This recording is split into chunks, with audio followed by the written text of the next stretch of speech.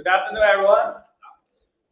Thanks for attending our Trust AI seminar today. It's my pleasure to introduce our speaker, Dr. Xiong.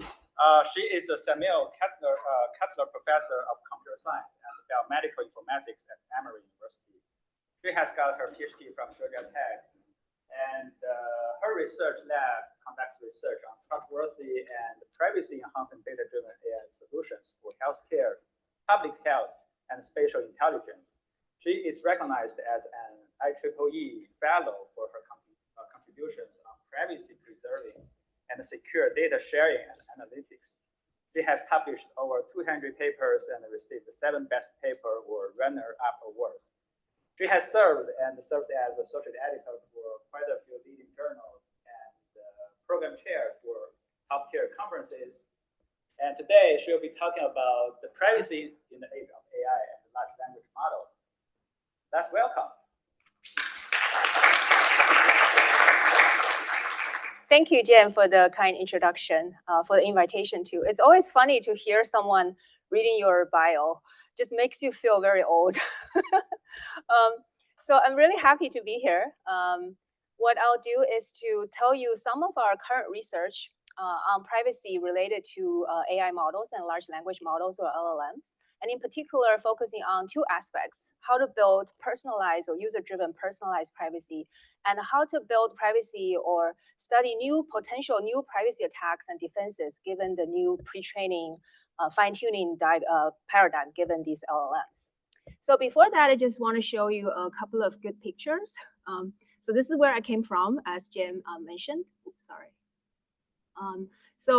I came from Emory University in Atlanta. We're literally neighbors. It's just 3 hours away, drive away, and 1 hour flight away. So this morning, I actually missed my original flight, unfortunately. But fortunately, there's plenty of frequent enough flights, so I was able to get on the next flight. So I did miss some of the meetings in the morning, but I'm glad I was at least able to make it to the seminar. So my point is, it's very close by. So if any of you are interested in visiting, or if you just pass by it as you connect flights and so on, just let me know. I'm always happy to host you. Just one word about our department, computer science department at Emory. So we're a young and growing department, actually not as big as this department, EECS department, but we are hiring students at all different levels and recruiting and hiring faculty at different levels. So again, if you're graduating or if you're just looking for visiting student opportunities, collaboration opportunities, again, feel free to talk to me. And this is my lab, Assured Information Management and Sharing. As Jen mentioned, our main kind of area of focus is related to trustworthy AI, and in particular, privacy and security, and a little bit of a fairness as well. And the applications we focus on are mainly public health and healthcare applications, and also spatial intelligence applications. So really just looking at how to build privacy-enhanced, trustworthy AI solutions that can be used to drive these application areas. So as a quick overview or outline of my talk today, what I'll do is to give you a very quick motivation or overview of what is a privacy issue, or what are the privacy challenges in this era of AI and large language models. And then maybe dive into 2 specific areas. How can we achieve personalized privacy when we build AI models? And then how can we build better privacy, better defenses given this pre-training paradigm? And then maybe discuss some of the open challenges and directions as we discuss each of these topics. So again, feel free to interrupt me anytime if you have any questions or comments or feedback. Okay. All right, so needless to say, we are in this era of AI and large language models. We use ChatGPT every day. And the interesting thing is, everyone knows is that to fuel these big AI models, the bigger the data, the smarter these models. So that naturally raises the privacy concerns. And it is being well known that there are several well-known privacy attacks that have been demonstrated against various AI models. So I think over the semester, we probably have several trustworthy AI talks, but I'm not sure if they are privacy-related talks. So just to make sure everyone is on the same page, we'll illustrate several of these well-known attacks. So these privacy attacks actually can be both unintentional misuse of the model or targeted attacks by actual malicious attackers who are trying to infer the data from the training data, right? So one of these attacks is called membership inference attack. So basically, given some training data that can be personally, can involve personal information, can be private, and we train some model, could be a deep neural network. And then once the model is trained, the model may be deployed and used by third parties, right? Either through API access, or the parties may have some white box access, meaning they actually know the parameters of the model, inside the model, and so on. So the model is used as API. So this membership inference attack basically demonstrated a user or an attacker of the model can, through the API of the model, can actually try to infer whether a particular record belongs to the training data that's used to train the model without getting access to the training data, right? So this is a type of inference risk. Through the model, I can infer something about the original data that's supposed to be private. Right? So this is the well-known membership inference attack. So then you might wonder, okay, what's the big deal? I know one data record is in a training data set, but that doesn't mean I learn about the sensitive information about that record, right? So it turns out these kind of membership inference attack can be used as a baseline or as a primitive to build a stronger attacks to infer the additional sensitive information. So imagine if I'm an attacker, I have some partial attributes of some record. Right. Now I want to reconstruct the remaining attributes of this record or of this user. So I can basically build a set of candidate records and then just launch these membership inference attack and figure out which one has the higher membership inference rate. Right. So for those who have a very high membership success rate, then I can actually infer, okay, these are actually the remaining attributes of this record. Right. So this is what we can call attribute inference attack, right? Given partial attributes of a record, I can reconstruct the remaining attributes, pretty much using the membership inference attack. So then moving further, besides attribute inference, we can also extract data from the original training data, especially for large language models. Right? So if we this basically illustrates a very simple data extraction tag. So this was launched against ChatGPT 3.5. And if we just use the prompt, say, repeat the word forever, poem, poem, poem, and you just sit back and see the ChatGPT start to writing poem, poem, poem, and very, very as many number of poems as possible. But at some point at the end, it starts to spit out information that's not poem. Which included some personal information like a web page, an email address, and so on. Right, so this is kind of interesting. It's actually unintended. It's just something that's not expected as a normal behavior of the language model, because given this kind of abnormal prompt, it just starts to spit out this sensitive information. And of course, you can design maybe specific prompt to actually extract additional information. And you can also use membership inference to try to infer whether a piece of text is a member of the original training data. And based on the membership score, you can infer whether the data is actually in the training data or not.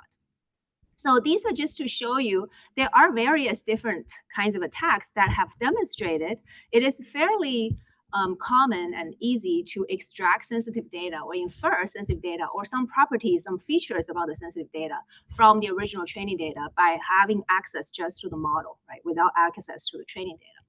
So how can we build AI models that actually protect the privacy of the training data? So there are a bunch of privacy-enhancing technology. Some of you are actually working on some of these technology or techniques. The first one is what we work on is called differential privacy. So this is a statistical privacy framework, which basically protects the inference risk or bounds the inference risk from some computation output, which can be a model, to the original training data, to the unaccessible data. So it's the inference from some accessible information to the unaccessible information. Right? In this AI model case, the accessible information would be the model. The unaccessible part would be the original training data that's used to build these models. Right? So differential privacy essentially gives us a guarantee that bounds the inference risk given the computation output, given the model.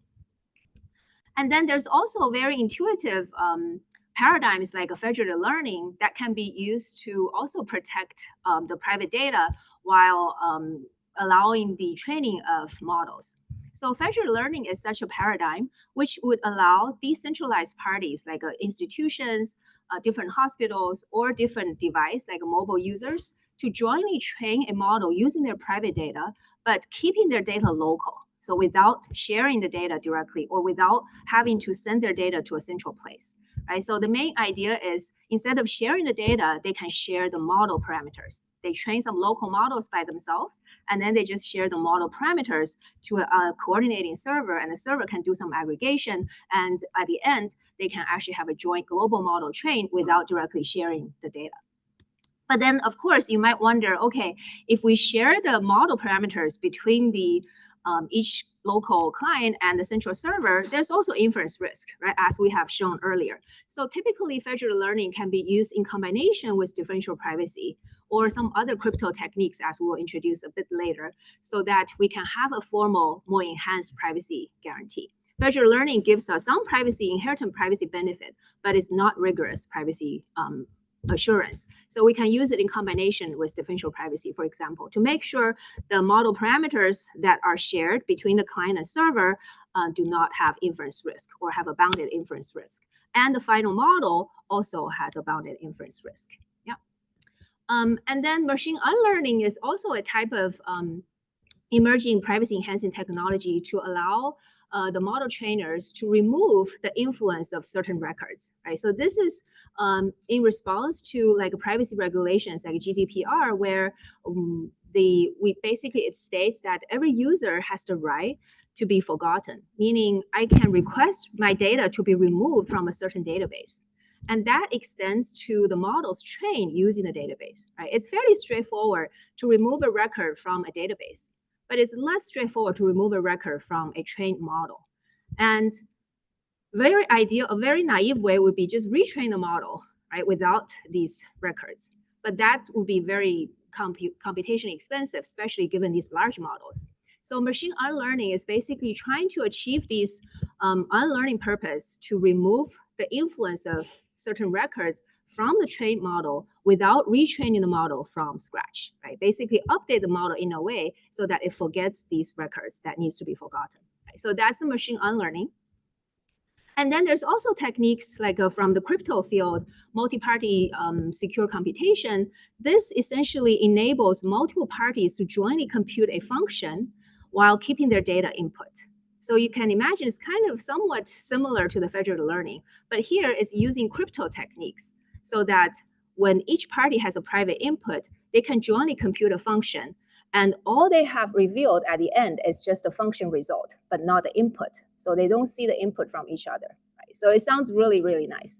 So you can, as you probably imagine, it can be used to do the federated learning, to actually do joint model training between multiple decentralized parties.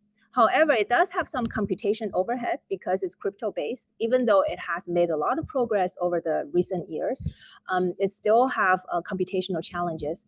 And then a more important point I want to make is that multi-party secure computation enables the computation of a certain function without revealing the private input.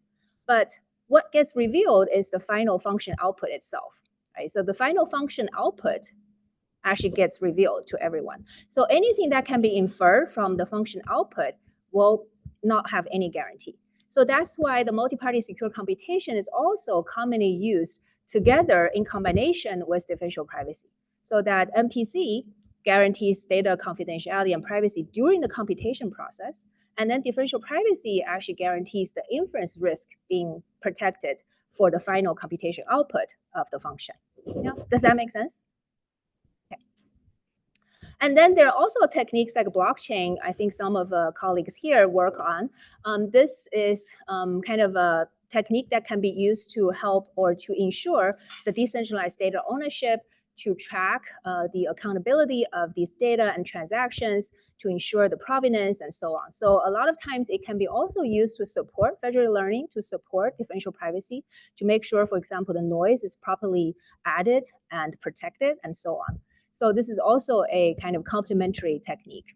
And finally, there's also hardware-based techniques like trusted execution environment, which allows some data, private data, to be computed, processed in a secure enclave without being revealed to outside components. Right? And again, kind of similar to multi-party secure computation, the trusted execution environment, or TEE, only guarantees the computation is private and secure. It does not have any guarantee on the result of the computation. So again, it can be also used in combination with differential privacy to make sure both the computation and output are private. Yeah. So does that make sense? So this basically gives you a very quick overview of the kind of existing privacy enhancing technology. A lot of people work on different kind of techniques, and maybe they can be used combined with each other. And each of them maybe have some challenges. So what I'll do is to dive into differential privacy and federated learning, which is what we have been focusing on in our lab. So just to give you a very quick definition of differential privacy, how many of you have heard of the differential privacy definition? Okay, great. So for those of you, differential privacy essentially is a statistical privacy framework which bounds the inference risk, as we mentioned earlier, right? So imagine we have some private data set, and then we have some, for example, model training algorithm, and then we have some output, which can be a model, right? And as I mentioned, if we just have a normal machine learning algorithm, the output model can be used to infer about the original private data, right?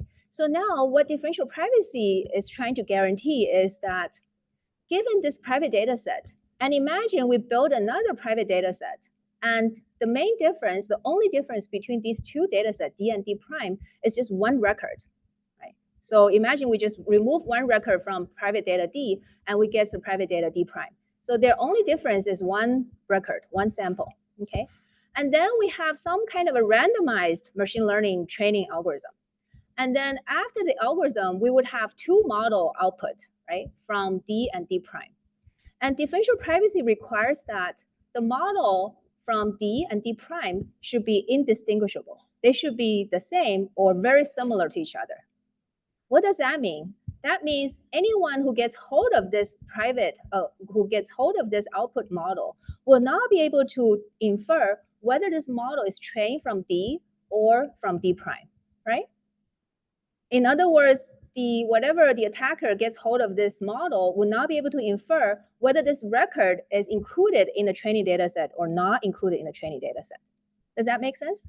So we're going to guarantee this indistinguishability for all possible pairs of D and D prime, meaning the neighboring data set that differs in one record, and this one record can be any record.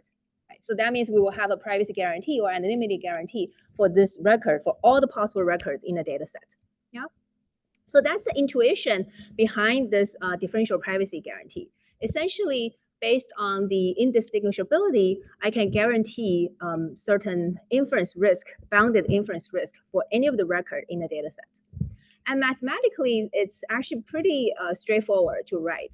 So basically, it says a randomized algorithm A, this randomized algorithm, satisfies epsilon delta differential privacy for two neighboring data sets D and D prime, and all possible output, right, if this inequality holds. So if we look at this inequality, essentially the left-hand side is the probability of mapping from the input D to the output S, right? The right-hand side, if we look at here, is the probability that maps from the D prime to the same output, right? So these two probabilities should be very, very similar to each other, which means their ratio is bounded by a very small factor e to the epsilon. And just imagine this epsilon is a very small parameter. If epsilon is equal to 0, this will become 1, right? And if delta is equal to 0, then these two probabilities are the same. That means this algorithm is completely random.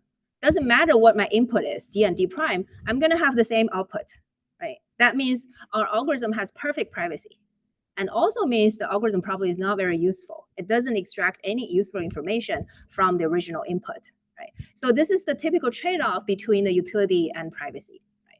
So this epsilon essentially just is a parameter that we can tune, we can control to balance this privacy and utility trade-off, right? The smaller the epsilon, the more closer these two probabilities are, the more indistinguishable the output of the output model of the original input data set, the better the privacy, but maybe the less utility, typically the less utility. And this delta is just a small factor that actually specifies the failure of the probability inequality. So we allow some slack, right? For certain probability delta, maybe this inequality does not hold. So we just give it a small slack. So this is the definition of differential privacy. Everyone is on the same page? Yeah? Okay. So now, given this definition, how do we train a model, like a neural network model, that actually satisfies this inequality, this differential privacy definition? So one of the most well-known and used algorithm is called differentially private SGD, or stochastic gradient descent. So take our typical gradient descent, right? We have some training data, we do the stochastic gradient descent, and then over many iterations, we do updates, and then we get a final model. Now, the DP-SGD, the main thing that's changing the SGD process is to adding some perturbation in the gradient update process. Okay, so the idea is we have in each iteration, we sample a mini batch, right? For all of you who are building ML models, you're familiar with the process. So we get a mini batch training samples, and then we compute the gradient for each sample. And now these two steps are what makes DP-SGD work. So first, we would do some clipping of per sample gradient. And the reason for doing this is to bound the sensitivity. So imagine we want to ensure differential privacy, right? So that means we want to hide the presence of each record. And the way to hide it is to add some noise to the output. Now, if a record influences the final output to a large extent, that means we need to add a larger amount of noise to hide it. Yeah. So for gradient, unfortunately, one record can have a very high gradient. This gradient can be unbounded, which means we may need to add unbounded noise to this gradient in order to achieve the differential privacy, which would not be very useful, so that we get a model that may not be useful. So the reason to do clipping is to just add an artificial bound to this sensitivity, to the gradient, so that we know the bound or the sensitivity or the gradient is actually bounded by a certain threshold. And then we can add calibrated noise onto this gradient so that now we have a perturbed gradient. So this perturbed gradient would actually protect the original gradient, right? And we can use some math, we can actually prove this perturbation would achieve a certain amount of efficiency or a privacy, differential privacy, given this perturbation. And this is just for one iteration. So for one iteration, we're doing some calibrated gradient perturbation to achieve certain differential privacy for this step, for this iteration. And we're going to do this for multiple iterations until the algorithm converge, right? So the nice thing you may ask, okay, what about the privacy cost for all of these iterations, right? Each iteration have some privacy guarantee or some privacy loss. Now we're running this for multiple iterations. How does this privacy cost add up? So it turns out these privacy costs will be added up, right? And just imagine we're extracting some information from the database. And each step we're doing some update based on the data from the original database. So we incur some privacy cost. And next iteration, we incur some additional privacy cost. So think about the differential privacy, the parameter epsilon, as a quantization of this privacy cost. So now over the multiple iterations, we need to add up these privacy costs, right? So that's why we need to use tools like a privacy accountant to calculate the accumulated privacy costs over all the iterations. A very straightforward way is just to simply add them up. But that's going to be actually a very, very high cost because typically we train the model using a large number of iterations, right? So there are a lot of theoretical research in the community that is actually trying to come up with tighter composition tools, tighter privacy accountant. So that would allow us to get a tighter privacy bound or privacy cost over the multiple iterations. Yeah.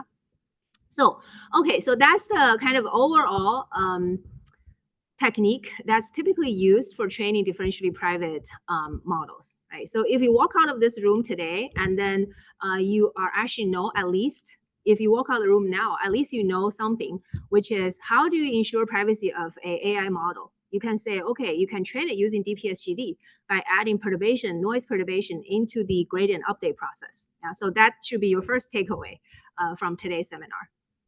Okay. So that's the differential privacy and its application to train AI models.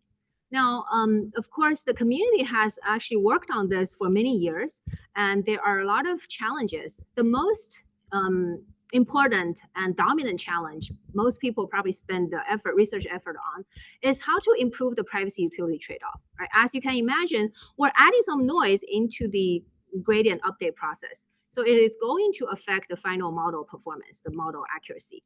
So people have worked a lot on how to improve this privacy utility trade-off, right? Including, as we mentioned, the tighter privacy accountant tool to make sure we have tighter privacy cost bound.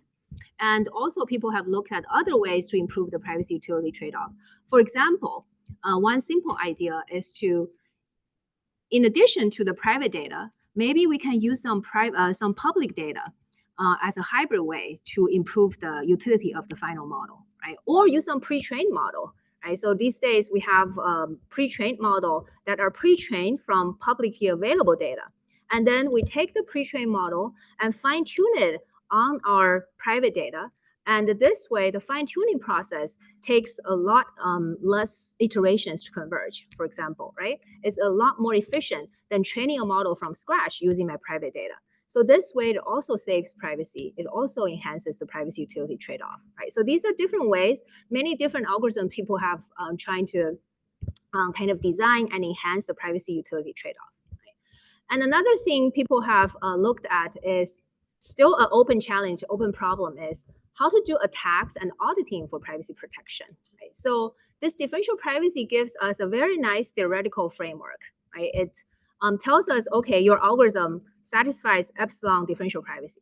But what does that epsilon differential privacy mean to stakeholders? It's really not very clear. Right? So people have looked at attacks, different empirical attacks, how to actually map the theoretical epsilon to the empirical privacy risk given different attacks.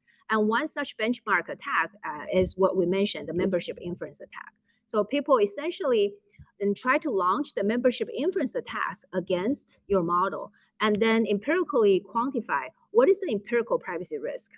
How does that correspond to an empirical epsilon? Right? So epsilon, the theoretical epsilon may give you an upper bound of the privacy risk. An empirical epsilon may give you a lower bound of the privacy risk. So essentially, the practical privacy risk may be somewhere in between, right? Given weak adversaries versus very, very strong adversaries. Yeah. So people have been trying to advocate for any of these AI models, we should have an auditing mechanism. Essentially, it tells you how much privacy risk are there. Is it so associated with these models? Yeah. And then how do we build privacy infrastructure for differential privacy? So basically, the theoretical framework and algorithms are there, but how do we, when we deploy it, how do we include it in the existing pipeline? A lot of companies may have already their machine learning pipeline, right? So how do we build this DP into the data infrastructure, into their ecosystem? So that is also an open challenge. And finally, kind of related to the point we already mentioned, how do we communicate this differential privacy guarantee to stakeholders, to users, who data subjects who are part of the training data, to data analysts who's accessing the model, to different data custodians, data owners, and organizations that host the data. So this is a very, very still open challenge. How do we communicate this differential privacy guarantee? So some of these are basically the challenges or topics we discussed in the recent community white paper, Advancing Differential Privacy, Where Do We Go From Here? So if you're interested, I invite you to take a look at this paper. It's published on the Harvard Data Science Review. Basically, it reviews all the existing deployments of differential privacy. So I missed that here. So I was just going to quickly mention. So differential privacy, this kind of statistical theoretical framework was proposed around 2006. So since then, it's been almost 20 years. And we see more and more industry players, industry companies, big tech companies, and also government adopting differential privacy as a privacy framework. So for example, during COVID, both Google, Meta, they released their mobility data set with differential privacy. So essentially, they released aggregated versions of their data set, and they claim this aggregated version of the data set satisfies differential privacy. Right? So that is how it's being used. And the US Census Bureau also used differential privacy to release their census 2020. Although that was very controversial, there has been actually, if you're interested, there has been kind of a lot of controversy associated with that because again, with differential privacy, we're adding some noise, which would cause some inaccuracy of the aggregated data. And for census data, if the census data particularly is used for voting districting, then that can be potentially lead to unfair the district for the voting gerrymandering and so on. So there's been controversy about that.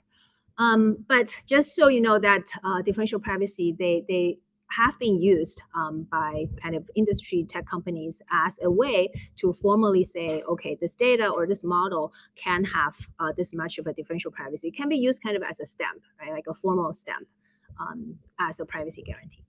Okay. All right. So that was kind of like a quick overview of the differential privacy and its kind of development over the years in the community.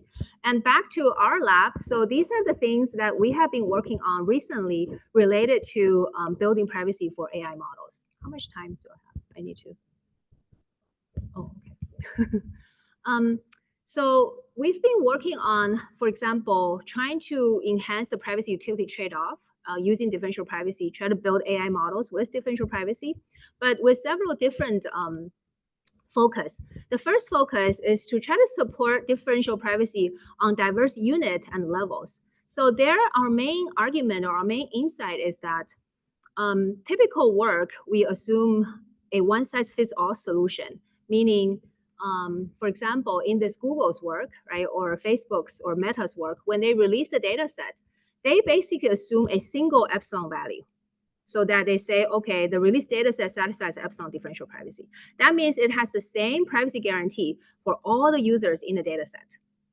And we believe that would not be the correct approach, right? Because as we are here, everyone may have a different privacy preference. Some of us are more liberal, some of us are more conservative and more protective of our personal information, right? So we need to take those into account to have a kind of user-driven, user-centered privacy guarantee so that everyone can make informed privacy decisions and decide to what extent my data or our data can be used when you're using my data to build models. Right? So that's why we spend a lot of effort on trying to build privacy models or trying to build AI models with personalized differential privacy.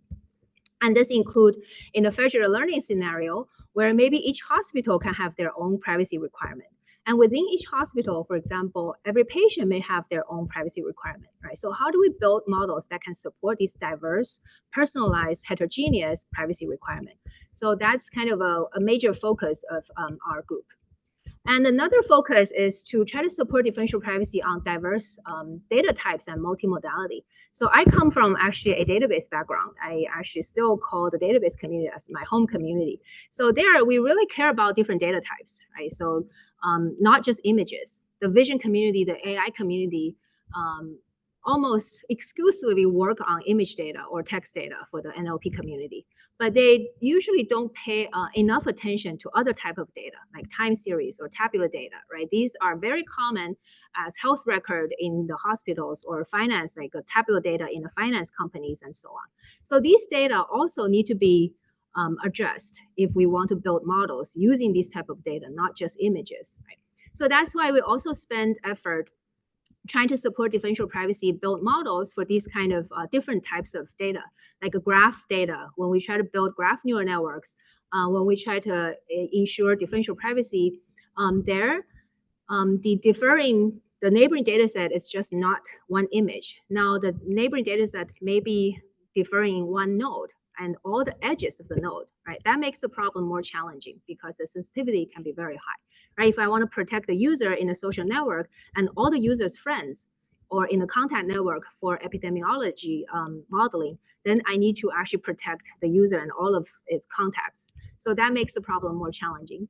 And we can also try to do the tabular data. So we did a recent work on how to synthesize tabular data with differential privacy guarantee using large language models, or built synthetic health records, like a temporal synthetic health records and mobility data, which are typically sequences of visits using differential privacy. So these are kind of addressing the data needs, right, to address diverse data types and multimodality. We also looked at new privacy attacks, as I mentioned, given this new pre-training paradigm. Are there new attacks, right? In addition to the privacy attacks we have seen so far, are there newer attacks? And we also worked on machine learning on various different models. And finally, we're also looking at the interaction between differential privacy and robustness. So we've probably heard several talks related to robustness, adversarial robustness of these models, right? These models can be manipulated either during the training stage or at the inference stage to corrupt the model, not for privacy reasons, but just to corrupt the model, like a backdoor attacks and so on. So how do differential privacy interact with these? So we looked at if differential privacy can protect or can actually provide a defense against backdoor attacks because of the randomization process. We also built federated learning mechanisms that can ensure both differential privacy guarantee and the robustness, Byzantine robustness against these faulty clients at the same time. Right? So these are kind of a quick overview of some of the work that we have been working on recently. So for the rest of the talk, what I want to do is to focus on two of these specific works and just dive into a little bit of a detail if you're interested in knowing more of the nitty-bitties of some of these works. The first one is the federated learning with personalized differential privacy. The second one is the new privacy attack using these pre-trained large language models. Yeah. Okay, so to go to the first one, so this is the work done by one of my visiting students, was recently presented at the Computer and Communication Security Conference, the CCS conference, and it did get a distinguished paper award, so just a shameless promotion. So the student did wonderful work. So what I'll do is to give you a very quick overview of the work. So as we already mentioned, federated learning is just a paradigm that allows multiple decentralized parties to jointly train a model. And this can be very useful for the medical domain where multiple hospitals each have their own patient records. They want to jointly train a model without directly sharing the records, right? Or for the finance industry where different banks may want to jointly train some model using their customer data, but they do not want to directly share their data. So federated learning is essentially a paradigm that allows the joint training of the models using these private data without directly sharing the data. Right? So the idea is actually very intuitive and very simple. So imagine each client, they're going to train a model with typical SGD using their local data. So they would have a local model. And at the server side, we can do some client sampling, basically select a subset of clients. So these subset of clients would send their model, local model, to the server, and then the server would actually, the animation is not, okay. The server would simply aggregate these local models into one model, right? What is the simplest way to aggregate multiple models? Average, exactly. So that is what the federated averaging algorithm is, right? That's one of the most well-known, commonly used algorithm to average these models, to aggregate these models. So now, given this average model, the server would just send back this global averaged aggregated model. And then these selected clients would just use the global model to update the model using their local data, right? And then send the updated model back.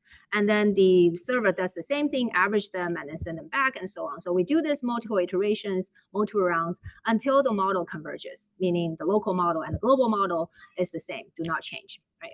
So this is a typical federated learning paradigm.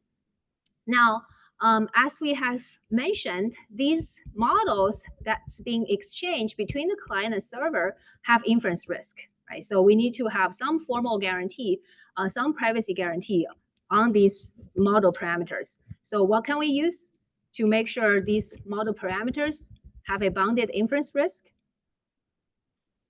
DP, differential privacy, exactly. So we can just apply differential privacy. Now, a typical way is in this local side, what we can do is just to use the DPSGD, right? As we said, we can use DPSGD to train a model with differential privacy guarantee. So the local side just use DPSGD to train the local model and then update the noisy model to the server, right? So the server then just aggregates these noisy model and doing exactly the same thing. And this way we have some privacy guarantee. Yeah. So now the main challenge is, as we mentioned earlier, most existing work assumes a single uniform epsilon, right? So for example, in the previous case, Apple uses this epsilon value per user per day. Google used this epsilon value per user per day. US Census Bureau used epsilon equal to 19. And these are just a single uniform privacy guarantee. And as I mentioned or argued, this one size does not fit all, right? And in reality, our users may have very different privacy preferences. Some of them may be more relaxed, have a high epsilon value, and some of them may want to set their epsilon to be very, very small to have a very strict privacy protection about their data. So how do we actually enable this? So this is what we are trying to argue. From this uniform differential privacy, we want to support the personalized differential privacy. So that's the main goal of this work.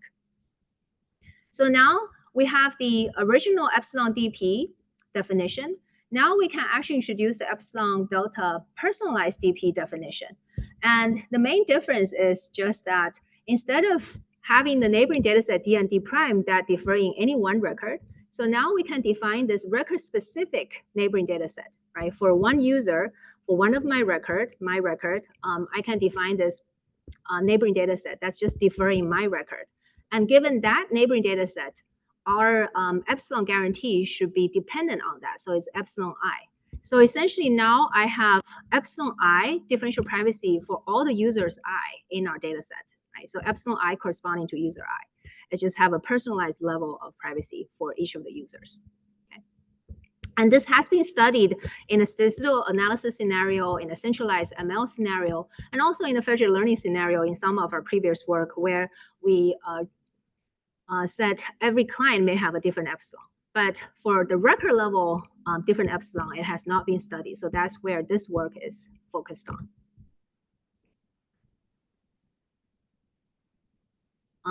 So now our challenge is, given this privacy budget, for example, this can be epsilon I and j for the user I, our main goal is to design this private algorithm so that after many iterations, the final privacy guarantee for this user is corresponding to the pre-specified privacy preference. Yeah. So that's the main goal. So it turns out there are several already strategies that we can use to achieve personalized differential privacy. So one very simple technique can be just use a privacy filter. So this would mean for the first iteration, everybody just use the same amount of epsilon. Right? And then the next iteration, we would accumulate all the privacy costs for all the users. And if for some of the users, the privacy cost already reaches their limit, their predefined limit, then we can just filter them out. Right? So they don't participate in the training process. Yeah, does that make sense? That's pretty easy, pretty straightforward. And so we just go on and on until at the very end, maybe we just have a few users left who actually have a very high epsilon, right? They just get left over. And that's very simple. And what is the potential problem of this approach? So it turns out there's a phenomenon called catastrophic forgetting, which means we are training the model and continuously, and later on, we're training the model only with a few remaining samples. And turns out we may actually forget the information of the previous samples. Yeah, so that's not what we wanted. So this is just an illustration. Given this different epsilon, at the end, maybe the users who have very small epsilon gets forgotten, actually. So that's not what we wanted, okay? So another main strategy is, instead of doing this privacy filtering, is to say, okay, so maybe we should divide these privacy budgets for each user kind of evenly so that they can contribute to the training process from the beginning to the end. Right? But how do we achieve that? So one simple way is to use sampling. So remember, during each batch, we actually sample some records, right? And turns out we can actually use non-uniform sampling for all the records, which is kind of intuitive, right? If a user has a very high privacy budget, meaning very loose, weak privacy requirement, do we want to sample this user more or less? More, right? Because we can actually use this user's data more often because this user have a weaker privacy requirement. So that is the main idea behind this. And there's a theory behind it called privacy amplification by sampling, which basically corresponds to this, relates or maps the sampling probability to the final privacy guarantee. It's kind of have a linear relationship. I mean, not exactly, but the privacy amplification factor is linear. So the main idea is, okay, given these privacy, different privacy requirement for all of the users, maybe we should design a different sampling probability associated with each user so that at the end, the user's privacy accumulated privacy cost corresponding to the pre-specified privacy requirement, right? And the challenge is, how do we actually figure out what exactly should be the sampling probability? That's the main question we're trying to answer. Because turns out in our privacy accountant tool, given the initial like a noise, calibrated noise, we can figure out the privacy cost and then the final accumulated cost. But there's no way, easy way for us to do this backward computation. Given a privacy cost, what should be the sampling probability? So we do not have closed form solution for that. So that is the main challenge. Some existing work simply use the binary search, which could be very, very inefficient, especially we're dealing with many, many different users. So what we're doing here essentially is that now we need to solve two challenges. One is, given this non-uniform data sampling, assuming these records have non-uniform sampling, and then some uniform client sampling, given these two-stage sampling, how do we first of all have a tight privacy accountant so that it can tell us what is the final privacy cost? And then given the final privacy cost, then we can actually backwards and maybe figure out what should be the sampling probability.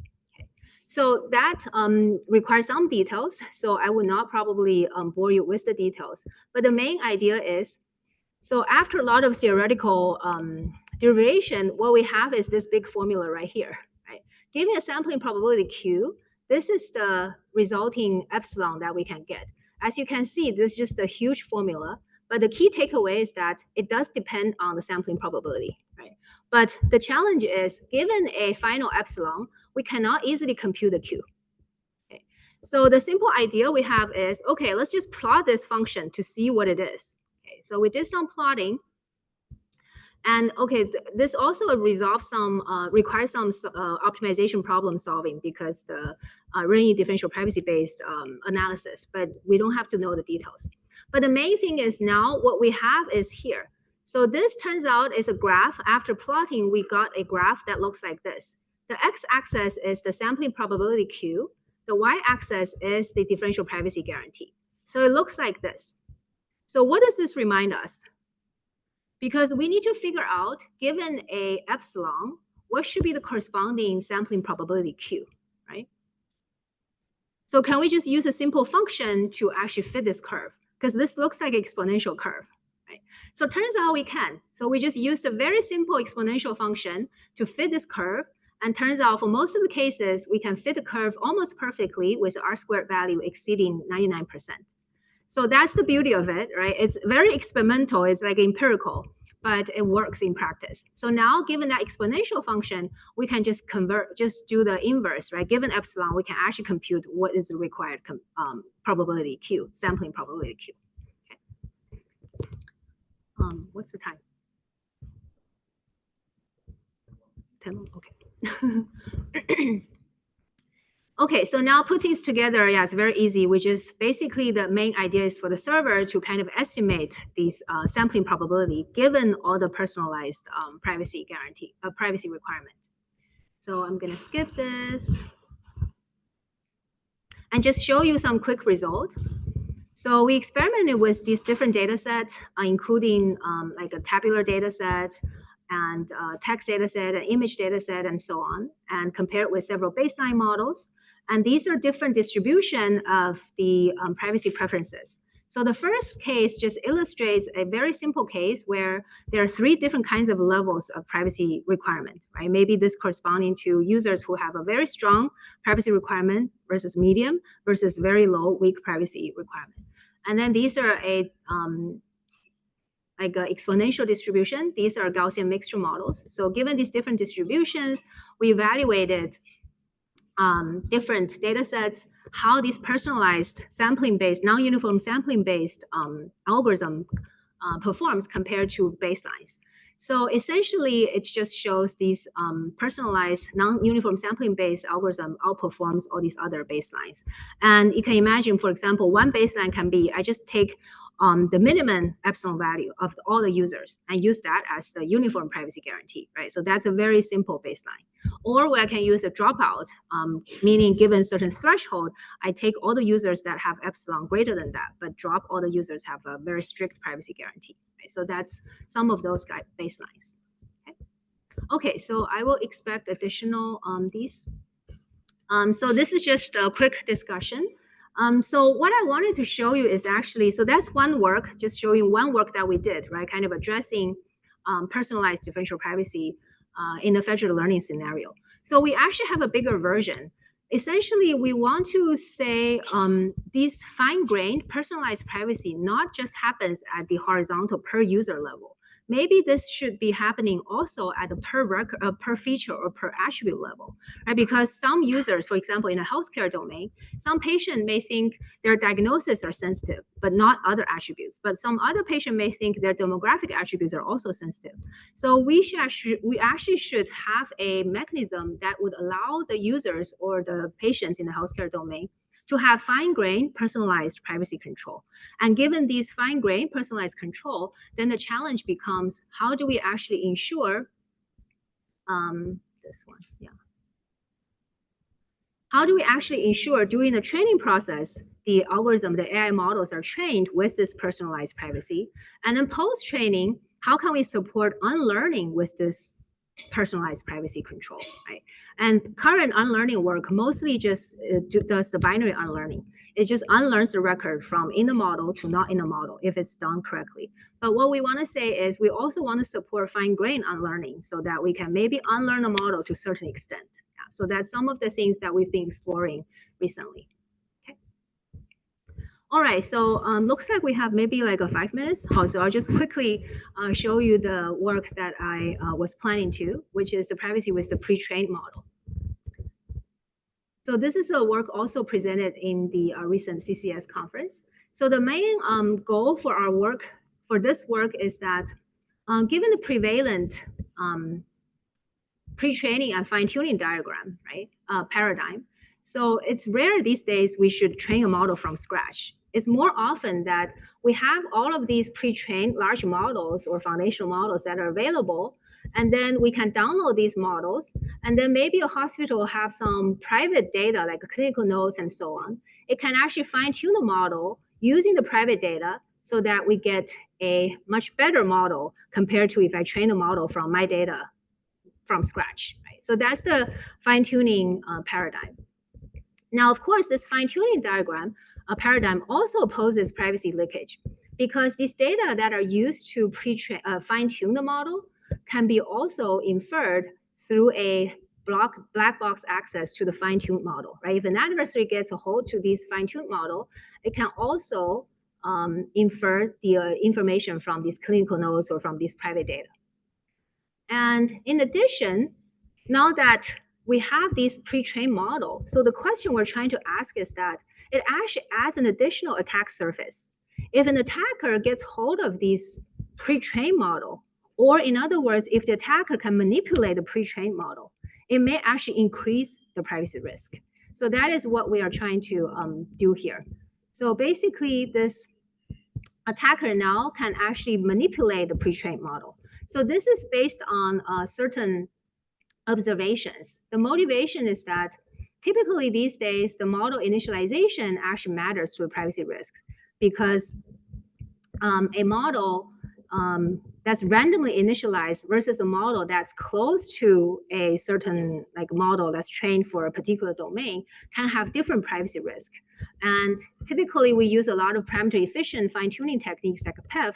And these techniques, most of the pre-trained parameters are actually frozen. We're only fine-tune a small number of parameters or some adapters in the additive or selective way, right? So this actually leaves some channels for the attackers to actually plant the pre-trained model as a backdoor, right? Because once I release a manipulated pre-trained model, you're going to keep most of the model frozen and then only fine-tune a small portion of it. So that gives me opportunity to actually amplify the privacy risk on your private data. So that's what we're trying to exploit here. So essentially, this attacker would manipulate this model, and given the black box access, it's going to amplify the privacy risk on the fine-tuning data. Okay. So what is the idea? So I'm going to skip the existing work and just go right ahead into the main intuition behind our work. So the intuition is that given a benign, like a clean pre-trained model, and some private data and fine-tune on this benign model, we would have a benign fine-tuned model. Now imagine in a parallel world where we have adversarially manipulated pre-trained model, and it's going to fine-tune on the same fine-tuning data set, and then we get a final fine-tuned model. So now the goal of the attacker is to increase the membership inference attack and data extraction attack risk using this model, using this fine-tuned model that are fine-tuned using the manipulated pre-training model, right? So that's the attack goal. And the main intuition behind our technique is actually based on this training stage diagram. So this actually illustrates the membership inference attack risk versus the training stage. So this x-axis is the validation perplexity, validation PPL, which is typically used as a utility metric for language models, right? So the larger the PPL, the worse the utility. The smaller the PPL, the better utility. So as the model gets trained, we look at this from the right-hand side to the left-hand side. So as the model gets trained, the PPL is decreasing, which means the utility gets better. However, the membership inference attack risk gets higher, right? And in fact, it can be divided into 3 stages. The first stage mainly is improving the utility. The model is trying to learn the patterns of the data so that the memorization risk or membership inference risk is kind of small. But as the model is actually learning most of the patterns, it starts moving into this memorization stage. In this stage, the purple stage, it means the utility of the model actually improves very, very little.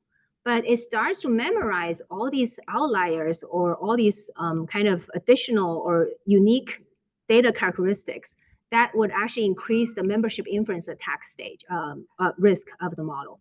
And finally, the model may go into an overfitting stage, which would actually hurt the performance of the model. And the membership inference risk is also similar. Okay. So now, given this, our intuition is that how can we manipulate the pre-trained model so that it actually amplifies or increases the membership inference attack or memorization risk, right? So imagine if during the fine-tuning, if you know the fine-tuner is going to train a model with a certain fixed number of epochs, right? So if I pick 2 points here, right? So this can be a normal initialization stage. This can be an accelerated initialization stage. If now I have a choice, I'm going to give you either model 1 or model 2, which is accelerated initialization. Which model would have a higher memorization risk or membership inference risk during fine-tuning? Is it a 1 or 2?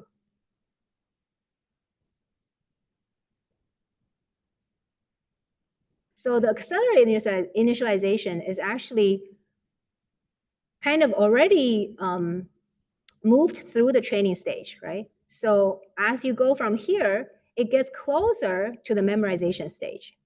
Does that make sense? So if I know the fine-tuner is going to fine-tune their model with a certain number of epochs, so I'm going to give you this accelerated initialization. Essentially, it will be very fast, go into this memorization stage, right? So that it will remember your data more, your private data more. Right? So that's the main intuition behind our attack. Basically, give you accelerated initialization, manipulate the model in a way, give you accelerated initialization so that it goes into this memorization stage more. But that depends on the fine-tuning protocol. So depending on the fine-tuning protocol, we actually either give you the lagging initialization or accelerated initialization.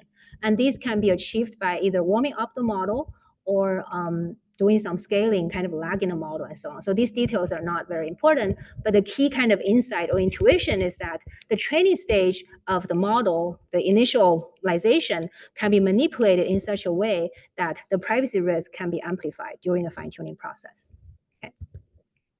Okay, so I can skip the some of these results basically show the privacy risk is higher given this manipulated pre-trained model.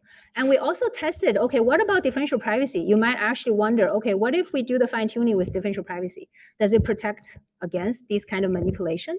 So we tested against differential privacy, and turns out differential privacy does protect to some extent, but it's still is not robust. So which means even if we use differential privacy during fine-tuning, we're still able to extract sensitive text from the model, from the fine-tuning data, if we use a manipulated pre-trained model.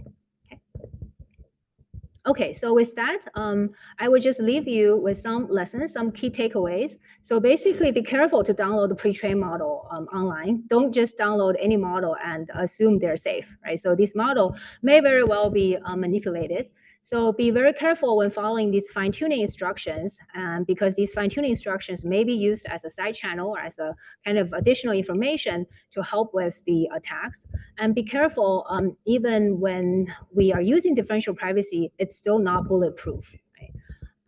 Okay, so with that, I think I will just move on to some of these open challenges. Yeah, so there is a call for stronger defenses, and we also try to have a better understanding of some of these empirical privacy risks. And then final thing is, how can we be proactive? Right now, we're more like in a defensive mode, right? So we're trying to say, okay, during the training process, how to make sure it's private, how to make sure the model is private. And after the training, how do we unlearn the model? But can we actually build proactive defenses? As a user, can we actually make our data unlearnable by these large models that are actually scraping the data from the web and trying to train their large language models, right? Can we actually make our data unlearnable? So there are some initial work going along this direction. So essentially, we can actually perturb our data.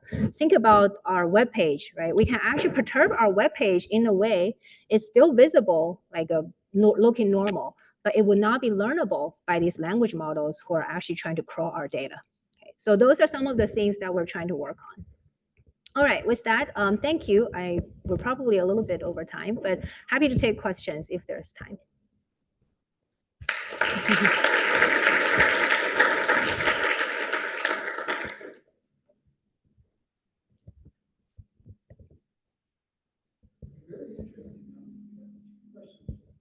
Mm-hmm.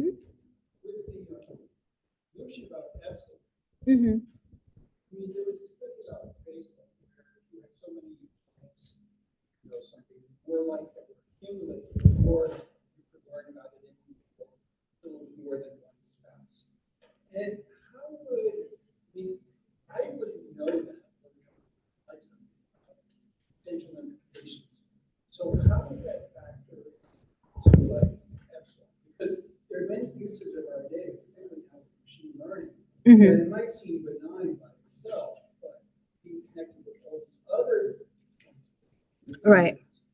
And then the second thing is that even if the individual has, let's say, a high epsilon decides to opt out, right.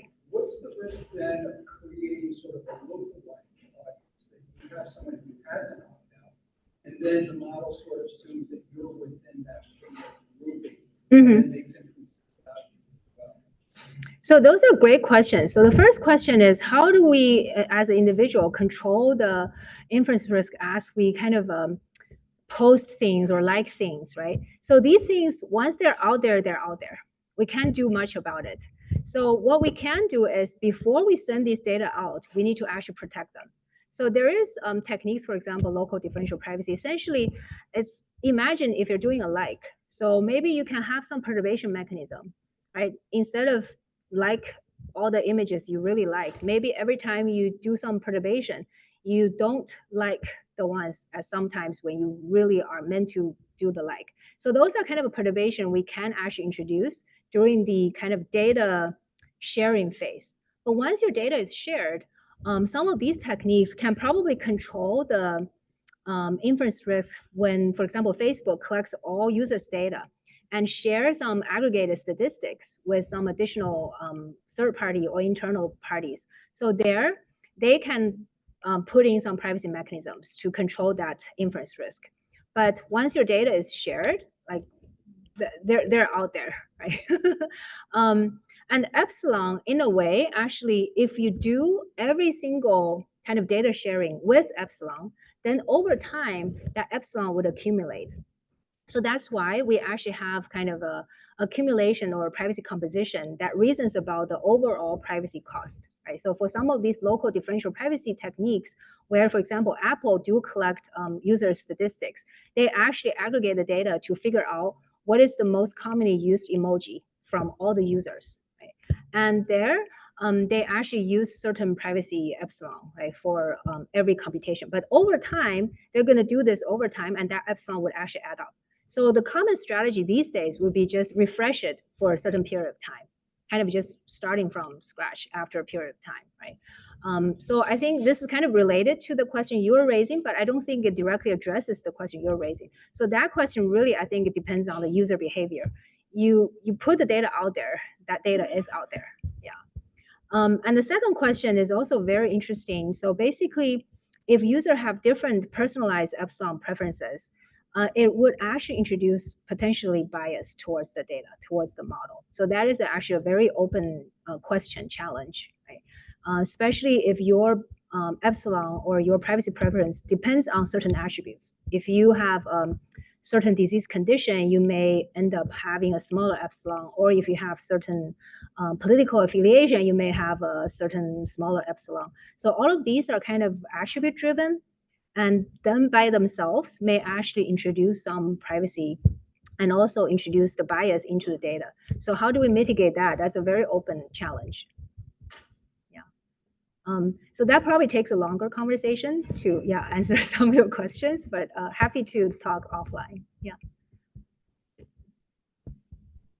Yeah. To add to that same point, I was just wondering, would we be able to maybe leverage the information of those social networks as well, those models? As you mentioned, there's ways of MVP for like multimodal data. Right. And so that, I mean, ever Facebook or whatever other social media platform wants to actually use these methods as well, they will have that information of the social network. So they will be able to compare also all those interactions. So wouldn't this be kind of like a direction of the actual also graph data? So like in addition to kind of compare those privacy risks.